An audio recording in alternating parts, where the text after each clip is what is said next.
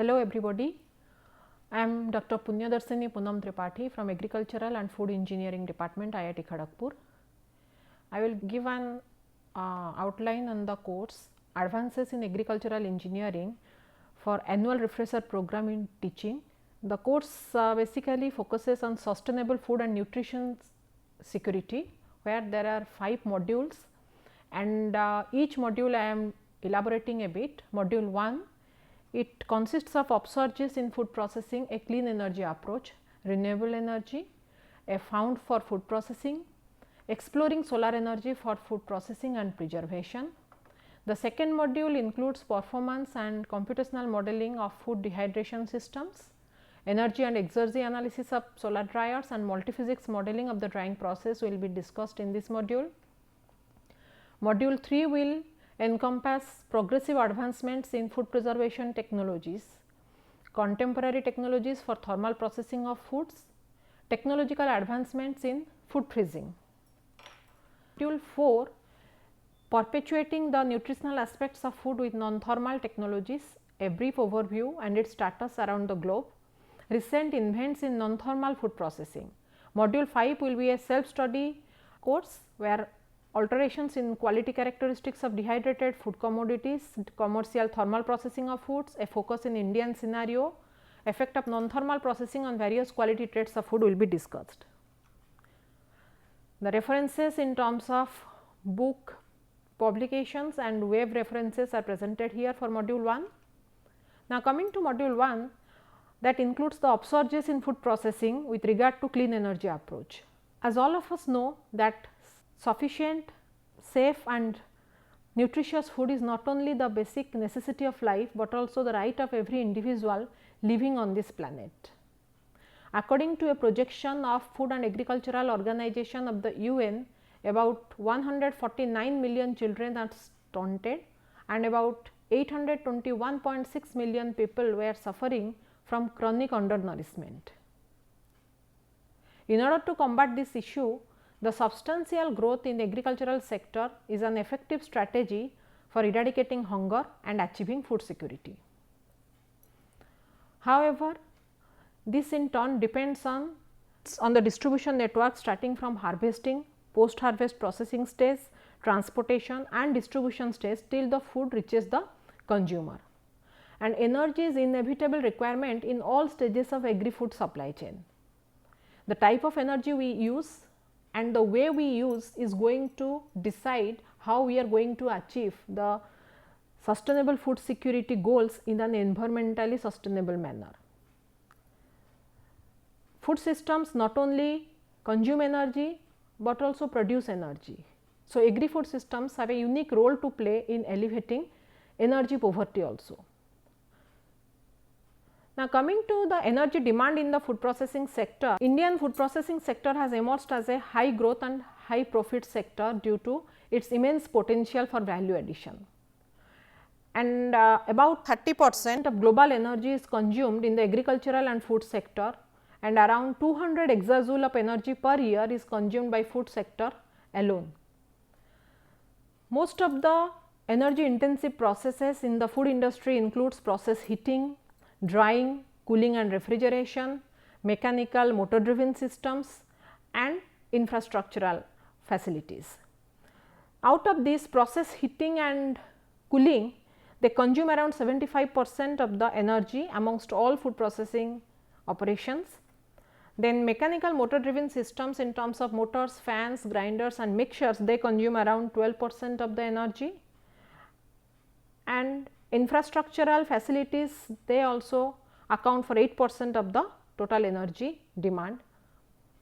In order to harness this energy, most of the food processing sectors are dependent on fossil fuel energy. So, these energy demands are fulfilled by the use of fossil fuels, but due to the use of fossil fuels there are a huge number of negative environmental impacts in terms of greenhouse gas emissions leading to pollution of the environment, depletion of fossil resources and increased cost of production.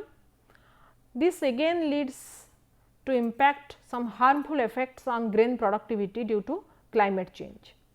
So, important attempt has to be taken for non-exhaustible safe energy sources in order to satisfy the energy demand of the food processing industries, and that is through the use of only renewable sources of energy. Now, coming to an overview of the renewable energy sources, basically the energy obtained from sources that are essentially inexhaustible such as sun, wind, water, biomass and earth's heat, they consists of the renewable sources of energy, which can be again classified as solar energy, wind energy, hydrothermal energy, geothermal energy and biomass energy. Looking at the potential and status of renewable energy across the globe, it was observed that at the end of 2018, total renewable energy generation capacity is reached around 2351 gigawatt, whereas hydro accounted for the largest share of global total with an installed capacity of 1172 gigawatt energy. And at the end of 2018, it was also observed that the annual growth of 7.9% in renewable capacity was strengthened by the addition of solar and wind energy. Solar energy dominates with a capacity increase of 94 gigawatt, followed by wind energy with an increase of 49 gigawatt. And with regard to Indian context, solar power is the fast developing industry in India. The country's solar installed capacity reached around 29.55 gigawatt by 2019. So, a state-wise estimation potential of the renewable power in India has been shown in this pie chart, where we can visualize that the maximum share of solar power was taken by Rajasthan, that is accounting around 15%, followed by Gujarat 11% and Maharashtra 10%. So, solar energy being renewable and very widely available throughout the globe can be accessed very easily for different process applications, and which is very much suitable for the food processing industries too. Coming to the application of clean energy technologies in food processing. Apart from solar energy, wind energy, geothermal energy, hydro and biomass energy are very widely used in agri-food supply chain, starting from transport, that is from farm to collection center to processing facilities. The energy requirement which is currently being used by fossil fuel energy can be replaced with the renewable sources of energy. Similarly, in storage and handling practices, value added processing, transport and logistics, marketing and distribution till the food reaches the consumer for the cooking purpose, the renewable energy input in agri-food supply chain can be widely explored. Discussing about the solar energy utilization, solar energy has gained tremendous growth in agri-food processing industries. The solar irradiance that is falling on the earth is basically classified into two types depending on the mode of solar energy utilization. The first one is the solar photovoltaics and second one is the solar thermal, and through solar photovoltaic panels we are getting the electricity for process applications, whereas solar thermal systems will give us either hot fluid in terms of hot air or hot water. The power generation using solar energy can be performed with the solar photovoltaic system, where we can see that the solar PV panels basically, when sunlight falls on these solar PV panels, we are getting the electricity, and that electricity is basically in the form of direct current, and that direct current is stored in the battery banks, which can either be used as a direct load for process applications or through an inverter it can be converted to AC loads and can be suited for different processing applications. Similarly, solar thermal systems for water heating, it consists of different components. The first component is known as the solar collector. So, solar collector is the heart of any solar thermal device.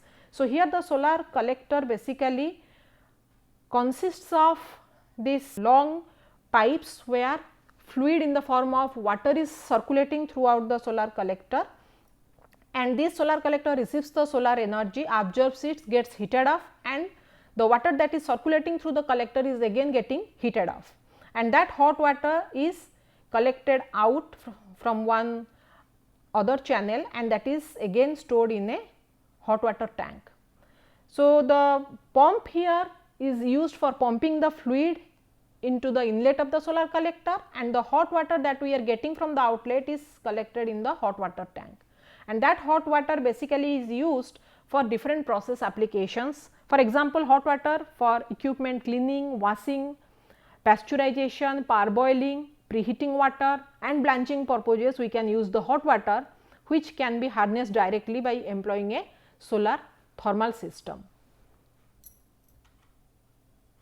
Next, coming to the application of solar energy for drying system. Drying is one of the very important energy consuming process in the food processing industries, and when we employ the solar energy for drying of food material, it can effectively help in getting the better quality end products, because drying process is basically a low temperature thermal treatment of food materials, and by the use of solar collectors we achieve the low temperature at the outlet, which is very effective for drying of sensitive agricultural commodities. So, these are three different types of dryers based on the mode of heat utilization inside the system. They can be classified as direct type, indirect type and mixed mode type solar dryers. Now, coming to the direct type solar dryer, as can be seen, this is a box type solar dryer where the bottom of this solar dryer is basically painted with black color, as well as the sides are also painted in black color, and beneath the black color paint we have the suitable insulation provided, and this insulation basically prevents any heat leakage from the dryer, from the bottom as well as from the side. This is a direct type solar dryer, because here in this type of solar dryer we have a glass cover on the top, and this is the drying cabinet. We have trays inside the dryer on which the food materials are placed for drying. The short wavelength radiation that is falling from the sun, that is directly hitting the glass cover, and some part of this radiation is reflected back to the atmosphere, whereas the rest is transmitted through the glass cover and enters the food material. So, once these food products receive the solar radiations, they are getting heated up, and at the same time air is entering from beneath the food material. So, due to natural convection current, due to density differences, the air is again getting heated up and food material is releasing moisture through the simultaneous heat and mass transfer that is taking place during the drying process, and the moist air escapes through the outlet that is provided at a certain height of the drying chamber. This type of solar dryer basically is suitable for drying of food materials effectively, but due to direct radiation that is falling on the food material, the quality of the food is not so good as compared to other modified versions of the solar dryers.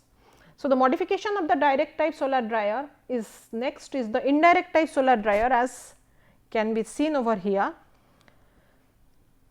So, in the indirect type solar dryer we have two separate components. The first component is known as the flat plate solar collector, and the second component is basically known as the drying chamber.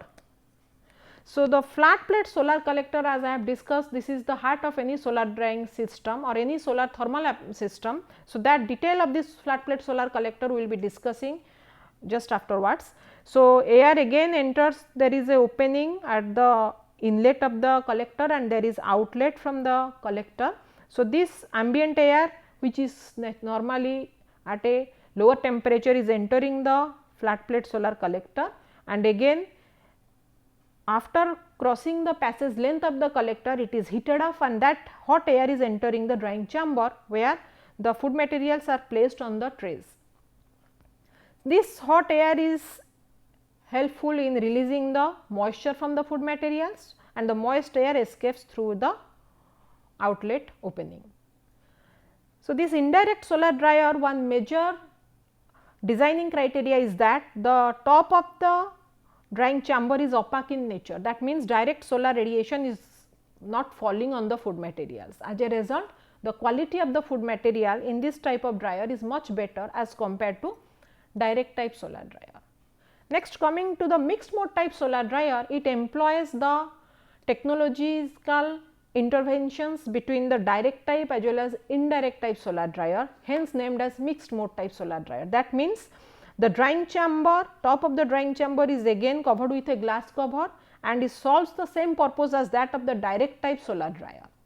So, here the again flat plate solar collector performs the same function as it has done for the indirect type solar dryer, but due to combined heating of food materials due to the hot air as well as the direct solar radiation incident from the top through the glass cover, the drying rate is much faster in the mixed mode solar dryer as compared to indirect and direct type solar dryers. But if we see from quality point of view, in indirect solar dryer the quality of the food materials are much better. Similar another application of solar energy is in the refrigeration systems. The solar powered refrigeration systems basically runs on energy harnessed from either solar photovoltaic or solar thermal energy, and the types of solar refrigeration systems based on solar energy application is vapor compression refrigeration system and vapor absorption refrigeration system. A schematic sketch of the conventional vapor compression refrigeration cycle driven by solar power is shown over here. So, from PV module we are getting the direct current which again drives a compressor used to circulate the refrigerant through a vapor compression refrigeration loop that extract the heat from an insulated chamber. So, the solar powered refrigeration system basically employs PV panel, compressor, thermal storage unit, reservoir and electrical controls for effectively maintaining the refrigeration cycle using the solar energy. And its application in food industries employs in dairy as well as in food processing industries for preservation of milk, vegetables, fruits, fish and meat products for a longer period. Next, coming to the very important type of renewable energy apart from solar energy is the wind energy. Now, looking at the application of wind energy in food processing sector, basically when wind is used to generate any form of mechanical or electrical energy, then it is referred to as the wind energy. And wind turbines are basically the devices that convert the kinetic energy from the wind into mechanical power. This mechanical power can be used for performing specific tasks or it can be converted to electricity generation through a generator. Now, these wind turbines can be broadly classified into two types depending on the basis of the capacity and on the basis of the design or the system components. On the basis of capacity, we can classify them into three types: utility scale, small scale and small scale for commercial applications, and the power rating is in the range of 1 to 5 megawatt, for small scale 3 to 15 megawatt, and for commercial scale up to 100 megawatt it can be classified. And for utility scale they can be used for very small loads, let us say for water pumping purpose, and for small scale they can be used for household utility, grain milling, threshing and in animal farming. Similarly, for large scale or commercial scale capacity range can be used for electricity generation and farm level irrigation purpose. On the basis of the system components, they can be classified as horizontal axis windmill and vertical axis windmill. Wind turbines are basically a source of power in agriculture for water pumping, grinding grains and legumes, heating and cooling of water and other fluids, and pumping fluids in food industries. And it was estimated that each megawatt hour power that is generated by wind energy helps to reduce 0.8 to 0.9 tons of greenhouse gas emissions per year, that is produced by fossil fuel energy. So, this is a schematic sketch of the wind turbine system for food processing industries. So, this wind turbines that produce electricity in the direct form can be converted to alternating current through an inverter, and it is fed to the food processing industries, and it is also at the same time is connected to a grid to perform the necessary function. Now, coming to the fundamentals of the wind power basically depends on three important aspects. First one is the volume of air that is passing through the wind rotor, velocity of air and density of air. When wind is in motion, the kinetic energy of moving air can be given in the form kinetic energy, short form is written as Ke is half mv square, m is the air mass, v is the wind speed for a specific time period. Wind power is given as Pw and it is obtained by differentiating the kinetic energy with respect to time.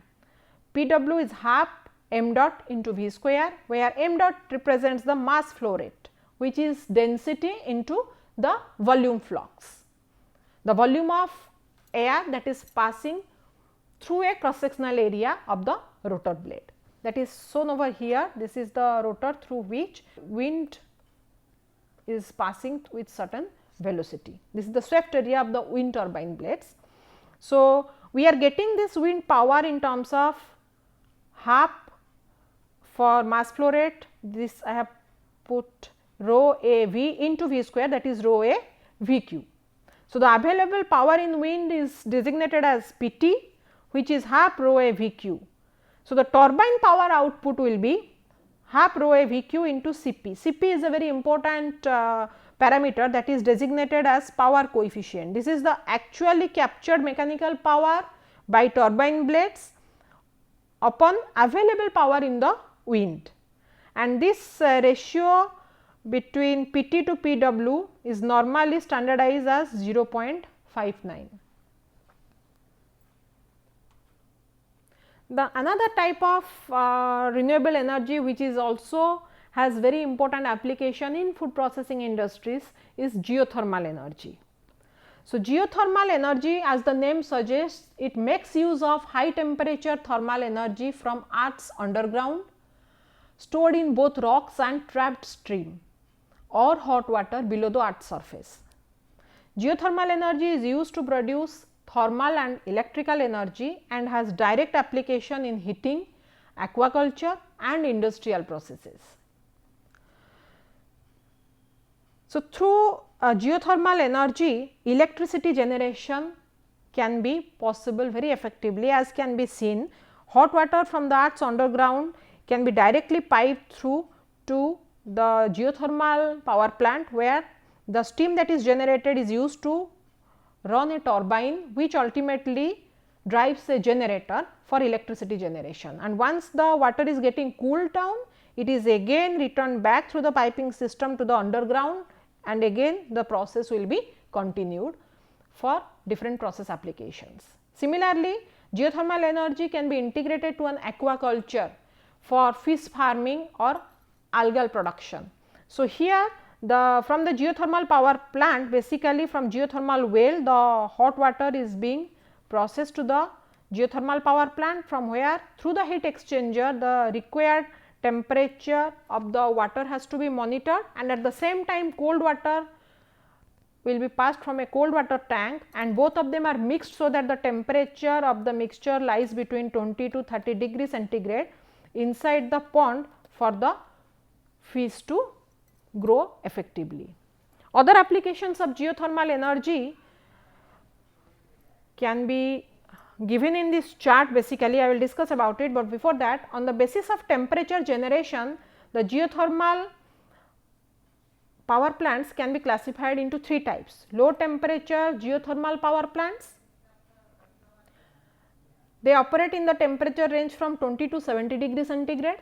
Intermediate temperature geothermal power plants range between 70 to 149 degree centigrade, and high temperature power plants 150 to 300 degree centigrade. So, most of the food processing operations lies between the temperature range from 20 to 150 degree centigrade. So, low and intermediate temperature application of geothermal energy is mostly explored for food processing sector, as can be seen for greenhouse heating, mushroom culture, sterilization in meat processing, then fish meal and timber drying, pasteurization, sterilization, milk evaporation, boiling, and for many other process applications. The geothermal energy having low temperature and intermediate temperature ranges are found optimum for food processing applications. Thank you.